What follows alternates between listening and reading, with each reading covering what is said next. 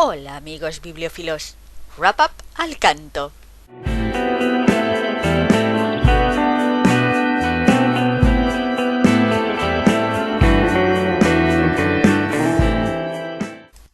Sí, ya toca el Wrap Up o los libros leídos en el mes de enero, que han sido unos cuantos, aunque solo he reseñado 3, pero sí que han sido un montoncito bastante considerable, porque han sido 6. Y sin más, empecemos. El primero de ellos que ya reseñé es Buda en el ático, de Yuri Otsuka, que es un libro que me gustó mucho.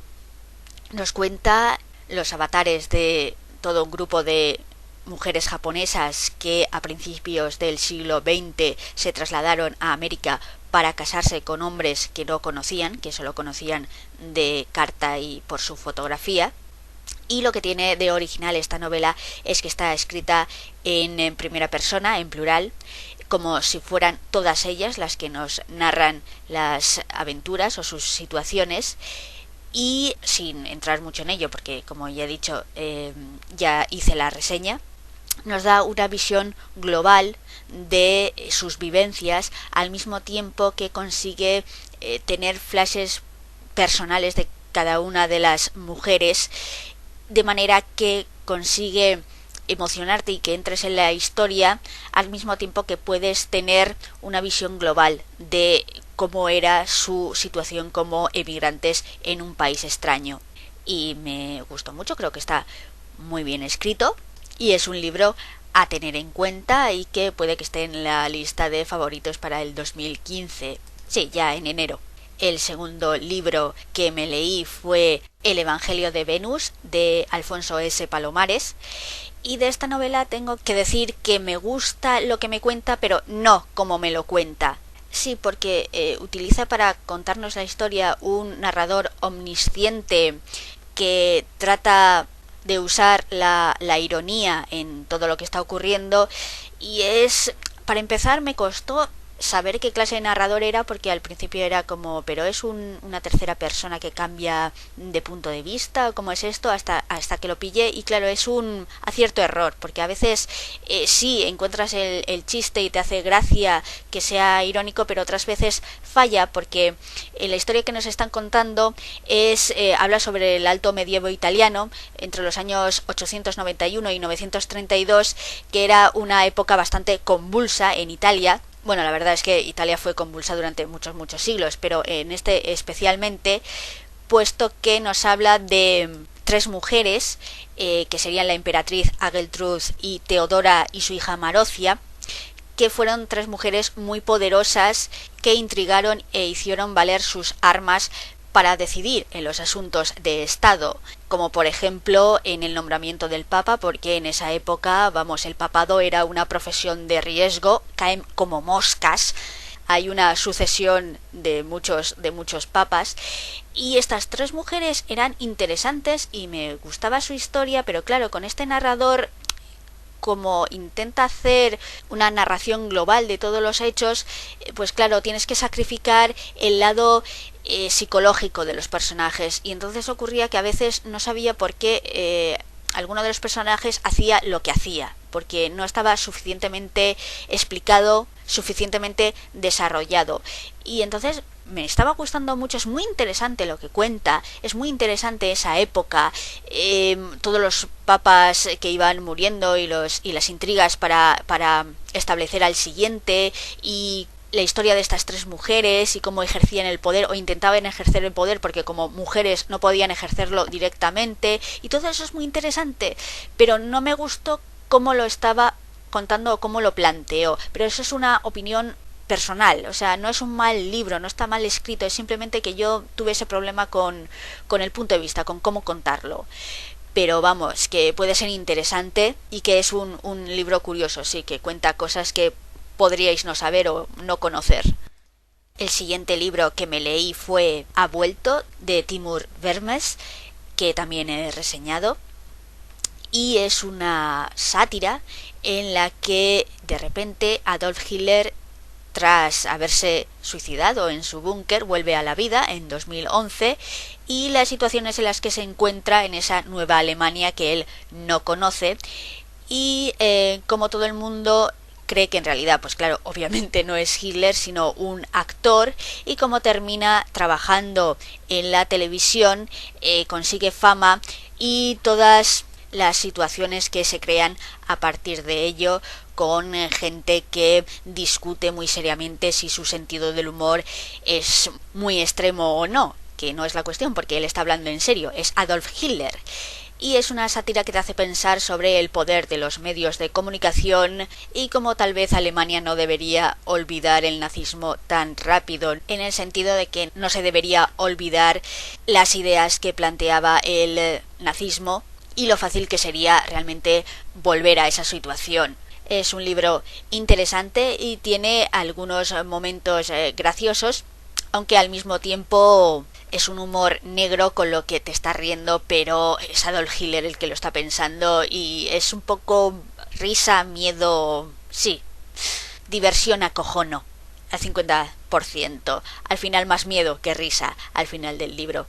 El tercer libro me hizo gracia porque, juro por Dios, Áurea, del canal Nula Dies Cine Áurea, que no te estoy copiando, porque también habló de este libro, creo que en los favoritos de 2014, pero simplemente mi padre me lo dio. Ya van 2 libros de los que habla esta mujer, que mi padre me presta. Yo creo que están ahora mismo en una frecuencia de onda parecida o algo así, pero bueno, cuando me lo prestó me hizo gracia, pero me puse a leerlo y es un muy buen libro. Ahora bien, duro, ¿vale? Es muy duro de leer.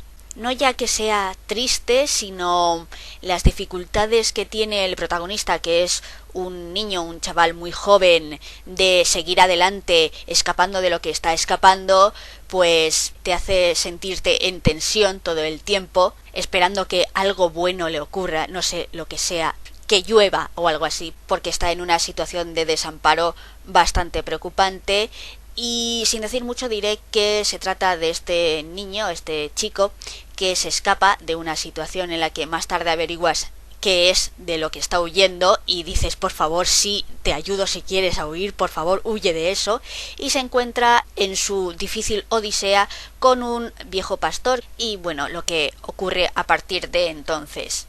Como he dicho, es un libro duro, sí, a veces tiene momentos en los que es como una patada al estómago y además el escritor tiene un gran dominio del lenguaje, es muy bueno y lo que hace es que la imaginería, los símiles y las metáforas que utiliza, las figuras retóricas son muy desagradables. Si recrean imágenes que son muy desagradables. Sí, de verdad, no me había pasado tanto que un libro me causara tanto desagrado, porque es la idea, lo hace queriendo para que tengas una conciencia de lo difícil que es la situación, de lo mal que lo están pasando, de lo duro que es todo. Y sí, lo hace muy bien, realmente está muy bien escrito, pero que sepáis que eso que es duro, es a veces como un puñetazo. Y me gustó y puedo recomendarlo si queréis una historia corta pero con profundidad y dureza, pero que sepáis que no es para todo el mundo. El siguiente que me leí es Namiko, de Tokutomi Roka. Sí, otro japonés. Mi padre está ahí. Le ha dado por los japoneses. Tendríais que haber estado aquí cuando le dio por los autores indios de la India. Y hay un montón de chinos que todavía no me ha venido la andanada de los chinos, pero ya diré si es que se pone a ello. Pero total, esta es una novela de finales del XIX, principios del siglo XX, creo que se publicó por primera vez en 1900, me parece, y nos cuenta la historia de una chica, Namiko, que se acaba de casar y es feliz en su matrimonio, pero tiene desavenencias con su suegra y los tejemanejes del primo de su marido también desencadenarán un drama. Namiko es un melodrama clásico, pero clásico de verdad, como las novelas europeas del 19, que eran un poco folletín, y tiene todos los clichés. Es muy divertida en ese sentido, en serio, tiene como todos los tropos de esta clase de historia de amor, tragedia, lo que viene siendo un melodrama, ¿vale? Es que incluso tiene tuberculosis, que yo soy una gran defensora de la tuberculosis, las historias de amor trágicas. Tiene que haber tuberculosis desde que tenemos medicamentos y se puede curar y esas cosas, ya no es lo mismo. Pero que sepáis que incluso tiene tuberculosis y es una encendida defensa del autor del individualismo.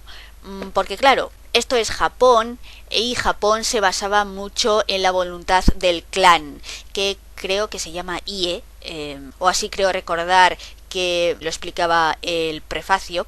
Y entonces la voluntad del clan lo era todo y la voluntad individual de cada una de las personas tenía que someterse a esa voluntad superior, y lo que intenta hacer el autor es un alegato en favor de que a veces sí es necesario que lo que tú quieres o tus sentimientos sean más importantes que los sentimientos o las ideas del clan, porque al fin y al cabo sí, lo que el honor dicta, que es algo muy japonés, pero también el honor dicta que no hagas daño a las personas que no te han hecho nada y que son inocentes y que en realidad quieres.